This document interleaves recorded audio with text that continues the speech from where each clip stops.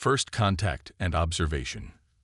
Commander Cell-8 hovered near the observation window of the Meridian research vessel, their crystalline form refracting the pale Earthlight. The third-generation synanthropologist had spent decades studying technological civilizations across the galaxy, but humans puzzled them in ways no other species had. Analysis complete, Commander, reported senior researcher Vira-12, their neural pathways pulsing with data streams. Subject Marcus Cohen's lifestyle continues to defy our models. Despite having access to advanced technology, he spends 70% of his time teaching primitive survival skills. The research team's target was a peculiar specimen, a former military combat engineer who now ran a wilderness survival school in the mountains of Colorado. Instead of leveraging his extensive technical knowledge, Marcus chose to teach others how to live without modern conveniences. Impossible. Cell-8's crystalline structure flickered with irritation.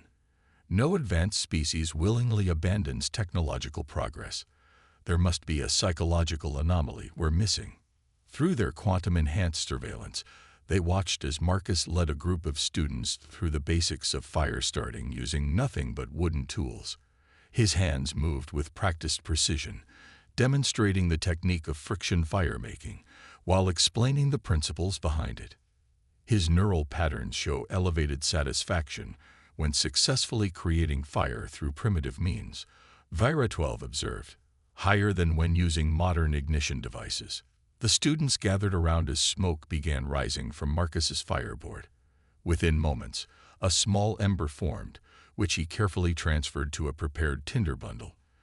With gentle breathing, the ember grew into flames, drawing gasps of appreciation from his students. Note the inefficiency, Cell-8 commented. A simple plasma lighter could accomplish this task in 0.3 seconds. Yet they choose to spend hours learning this obsolete method. What truly confused the alien researchers was Marcus's background. Their data showed he held advanced degrees in mechanical engineering and had helped develop some of the military's most sophisticated autonomous systems. Yet here he was, teaching people how to navigate by stars and identify edible plants. Commander, Vira-12's tone shifted to one of concern. I'm detecting an anomaly in the subject's living quarters. Despite his primitive teaching methods, he maintains a highly sophisticated workshop in his basement. The surveillance feed shifted to show a room filled with both ancient and modern tools. On one wall hung hand-forged axes and knives, while another displayed high-end manufacturing equipment. Marcus moved between these worlds with equal comfort, using both Stone Age and Space Age techniques to create his survival gear. Fascinating, Cell-8 admitted.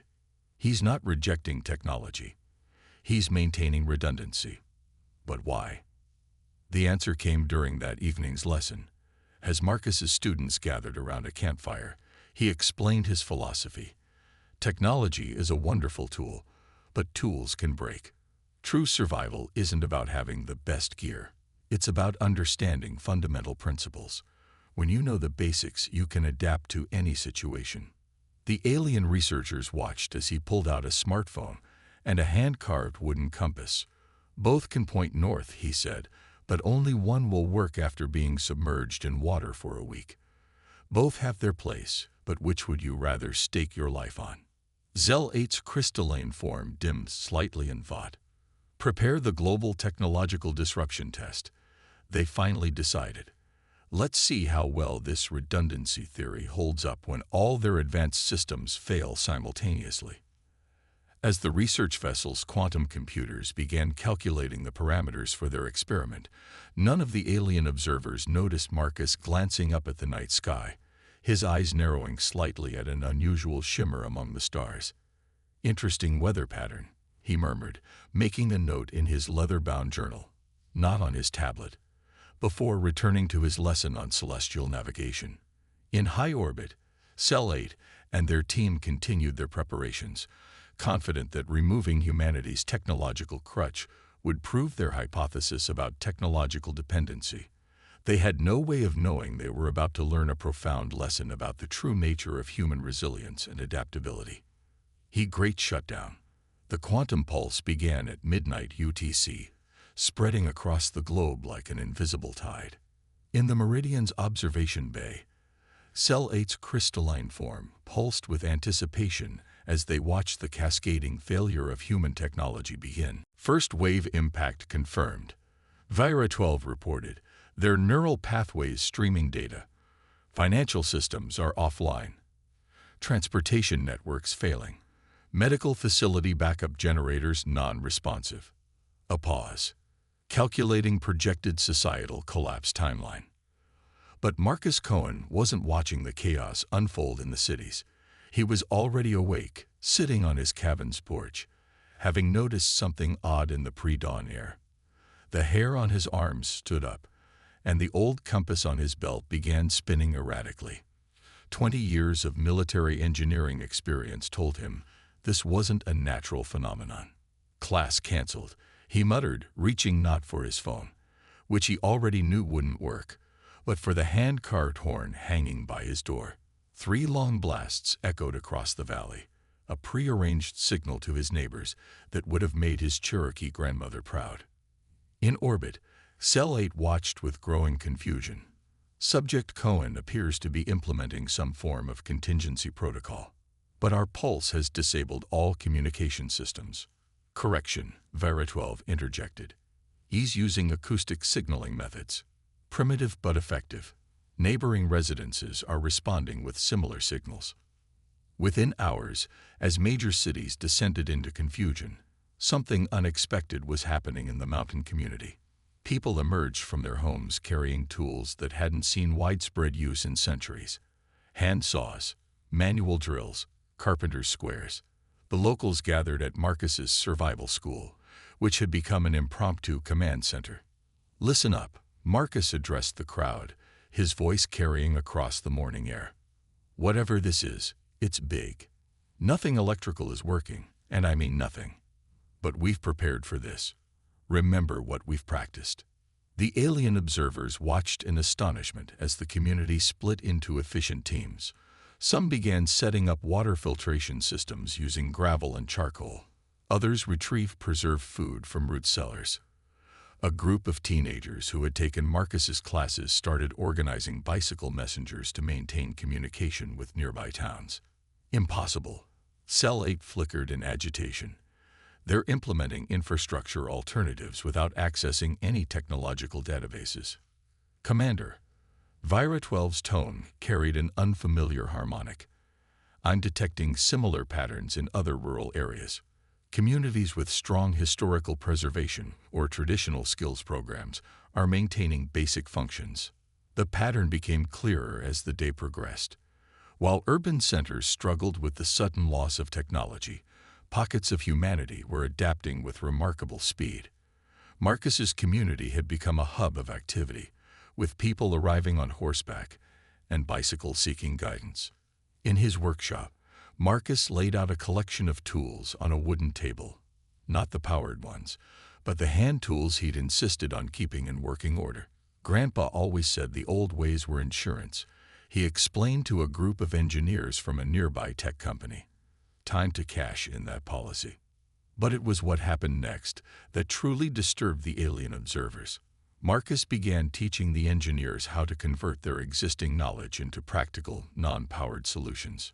Solar water heaters became passive thermal systems. Computer engineers applied their logic skills to mechanical calculation methods. Their technological expertise wasn't useless. It was being translated into a new context. They're adapting too quickly. Cell 8 transmitted to the Research Council. The experiment parameters didn't account for this level of knowledge retention and transfer. As night fell, the aliens expected to see signs of desperation. Instead, they watched as the community gathered for a meal cooked over wood fires. Children played games that required no electricity, taught by grandparents who remembered them from their own youth. The atmosphere wasn't one of deprivation, but of rediscovery. Marcus sat at the edge of the gathering, making notes in his journal by lamplight. He sketched designs for mechanical pumps, wrote out formulas for natural medicines, and mapped communication relay points. But between the practical details, he added observations about the strange atmospheric conditions that had preceded the blackout. In orbit, Cell 8 made a decision. Increase pulse intensity by 300%. Surely their primitive methods can't sustain them indefinitely. They didn't notice Marcus pausing in his writing, looking up at the stars again with a thoughtful expression. He turned to a fresh page and began sketching something new. Not survival plans this time, but a diagram of atmospheric electromagnetic patterns that would have looked surprisingly familiar to the aliens watching from above. Rising from the ashes, 2 weeks into the blackout, the aliens' frustration had reached unprecedented levels. Their crystalline forms flickered chaotically as they observed not the collapse they'd expected, but a transformation they couldn't comprehend. Report status. Cell 8 commanded, their usual steady glow now erratic with agitation. Networks of human communities are connecting, Commander. Vira 12 responded hesitantly. But not through technology. They're using methods we didn't anticipate. Below, Marcus Cohen stood atop a ridge, watching a line of horses and riders approaching his community. Each rider carried saddlebags stuffed with handwritten letters, hand-drawn maps, and detailed technical diagrams. A paper-based postal network that had sprung up in technology's absence. The Apache riders are here, called out Sarah Running Bear, one of Marcus's senior students. They'd brought news from the Southwest communities and some interesting theories about what's happening. The aliens watched as Marcus welcomed the riders, noting how quickly humans had revived this ancient form of communication. But what truly alarmed them was the content being exchanged. These weren't desperate pleas for help. They were sophisticated technical documents, rewritten from memory by engineers and scientists across the country. In Marcus's workshop, now lit by efficient oil lamps of his own design, he spread out the new arrivals documents across a large wooden table. "Look at this," he said to his core team, pointing to a series of atmospheric readings taken by weather stations still using manual instruments. "The pattern is too regular to be natural. Like ripples in a pond," agreed Dr. Chen, a former quantum physicist who'd joined their community. She'd been recording observations using equipment she'd rebuilt using pre-electronic age principles. Ripples from something in orbit. The alien observer's agitation increased. Subject Cohen's group was getting dangerously close to understanding the truth. But more disturbing was how the humans were combining modern scientific knowledge with primitive tools to continue their analysis. "Commander," Vira 12 interjected, "you need to see this pattern emerging across multiple communities." The surveillance feeds showed similar scenes playing out across the continent. Native American tribes were teaching others their traditional navigation and farming methods. Religious communities with experience living without modern technology were sharing their expertise. Former military personnel were organizing efficient manual communication networks. But it wasn't just about survival. In Marcus's community, a group of teenagers had rigged up a mechanical computer using wooden gears and levers, based on designs hundreds of years old but enhanced with modern mathematical understanding. They were using it to analyze weather patterns and stellar observations. They're not regressing. Cell 8 realized with growing concern. They're rebuilding their civilization on different foundations. At sunset, Marcus sat with a group of community leaders around a fire. Among them were engineers, scientists, traditional healers, and craftspeople, a blend of modern and ancient knowledge that was proving more resilient than anyone had expected. "The pulses are getting stronger," Marcus explained, pointing to his latest measurements. "Whatever's causing this wants us to break, but they don't understand what they're actually doing." "What's that?" asked Sarah, stoking the fire. Marcus smiled, the firelight reflecting in his eyes. "They're forcing us to remember who we are. Not just what our machines can do, but what we can do. And that's far more dangerous." In orbit, Cell 8 received a disturbing report. Their sensors had detected primitive but effective astronomical instruments being constructed in multiple locations. The humans weren't just adapting to the loss of technology. They were actively working to identify their observers. Implement final protocol. Cell 8 commanded, their crystalline structure pulsing with determination. Maximum intensity. We must conclusively prove their dependency. But as the command was given, Marcus and his team were already gathering around their mechanical computer, feeding in new data. On the wooden display board, carved numbers began to form a pattern that looked remarkably like an orbital trajectory. "Got you," Marcus whispered, making a final note in his journal. What the aliens didn't realize was that humans hadn't lost their advanced knowledge. They'd simply found new ways to use it. And now, that knowledge was turned toward understanding their unseen observers. Turning the tables. Aboard the Meridian, alarms blared in frequencies beyond human hearing. The crystalline forms of the alien researchers vibrated with increasing distress as their sensors registered an unprecedented phenomenon. Analysis complete. Vira 12 transmitted, their usual confident tone replaced with harmonics of uncertainty. The humans have created a resonance cascade using our own pulse technology. Our containment fields are failing. Commander Cell 8's form flickered chaotically. Impossible. They have no access to quantum field manipulation technology. No functioning computers. No. With all respect, Commander, Vira 12 interrupted. I don't believe they need them. Below, Marcus stood at the center of a vast network of handmade devices. The copper coils hummed with energy, each one positioned according to calculations done on mechanical computers and verified through hand-drawn mathematical proofs. What looked primitive to the aliens was actually a planet-scale geometric pattern, turning Earth itself into an instrument. "Ready on my mark," Marcus called out, his voice carried across the continent by a chain of signal fires and riders.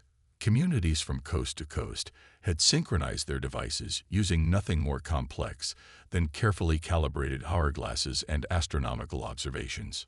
Dr. Chen watched their mechanical gauges, her expression focused. "The resonance pattern is stable. They won't be able to maintain their quantum camouflage much longer." In orbit, the Meridian systems began to fail. The humans' reflected pulses had created a harmonic pattern that interfered with the ship's quantum state generators. The vessel's perfect invisibility flickered, revealing glimpses of crystalline architecture against the stars. "They'd weaponized basic physics against us," Vira 12 observed, a note of admiration creeping into their transmission. "No computers, no quantum technology, just pure understanding of universal principles." Marcus checked his hand-drawn star charts one last time, then gave the signal. Across the continent, thousands of handmade devices adjusted their resonance patterns simultaneously. The effect was immediate and devastating. The Meridian's quantum field collapsed completely. The massive vessel became visible to every human eye turned skyward. A crystalline structure larger than any human spacecraft, now trapped in a web of its own energy, turned against it. "Fascinating," Dr. Chen remarked, watching through a telescope crafted from hand-ground lenses. They built their entire civilization around quantum manipulation, but they never considered how vulnerable that made them to basic wave mechanics. In orbit, Cell 8 faced a decision that would reshape their understanding of civilization itself. Their ship was trapped, their technology neutralized by people they had dismissed as primitives when deprived of their machines. But it was what happened next that truly demonstrated humanity's unique strength. Marcus stepped forward and adjusted their reflection network one final time.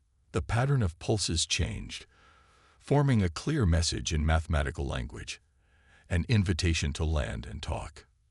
"Commander," Vira 12 transmitted, "they're not attacking. They're teaching." The message continued, explaining in elegant equations how they had deciphered the aliens' technology, adapted to its absence, and turned it back on itself. But more importantly, it offered to share knowledge, not just of technology, but of the resilience that came from understanding principles so deeply that no tool was indispensable. "Perhaps," Cell 8 finally responded, their crystalline form stabilizing into a pattern of acceptance, "we have much to learn from them." As the Meridian descended under its own power, Guided by the humans' network of reflecting devices, Marcus smiled. You know what they never understood? He asked his team. Technology isn't civilization. It's just a tool. Civilization is what we carry in our minds and hearts. Our knowledge, our adaptability, our willingness to learn and teach. The crystalline ship landed in a clearing prepared by the community.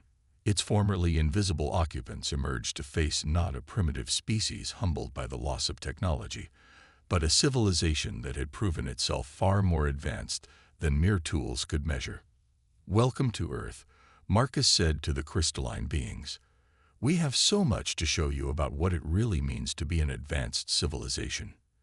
In that moment, as humans and aliens began their first true exchange of knowledge, both species understood a fundamental truth. True advancement wasn't measured by the sophistication of one's tools, but by the wisdom to use them well, or to thrive without them. The experiment designed to prove human weakness had instead revealed humanity's greatest strength, the ability to carry their civilization not in their machines, but in themselves.